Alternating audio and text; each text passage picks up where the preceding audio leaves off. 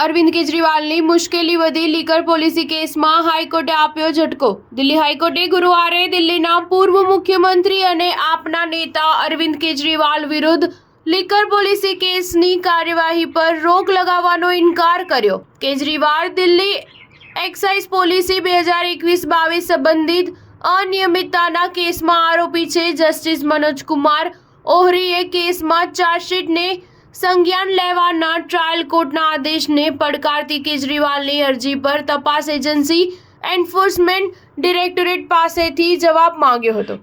હવે આ કેસની સુનાવણી 20મી ડિસેમ્બરે થશે।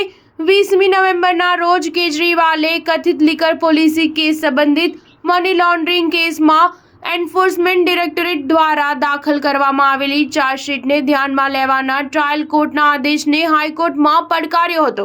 અગાઉ 12 નવેમ્બરે હાઈકોર્ટે કેજરીવાલની અન્ય એક અરજી પર ઈડી પાસેથી જવાબ માંગ્યો હતો, જેમાં મની લોન્ડરિંગ કેસમાં એજન્સીની ફરિયાદ પર તેમની જારી કરાયેલા સમન્સને પડકારવામાં આવ્યો હતો। તેમણે ફોજદારી કેસમાં આ તબક્કે તાબાની અદાલતની કાર્યવાહી પર સ્ટે આપવાનો ઇનકાર કર્યો હતો। હાઈકોર્ટે મની લોન્ડરિંગ કેસમાં પૂર્વ મુખ્યમંત્રી અરવિંદ કેજરીવાલને 12 જુલાઈના રોજ વચગાળાના જામીન આપ્યા હતા। સ્ટાર ન્યૂઝ 7 હંમેશા સચ્ચાઈની સાથે।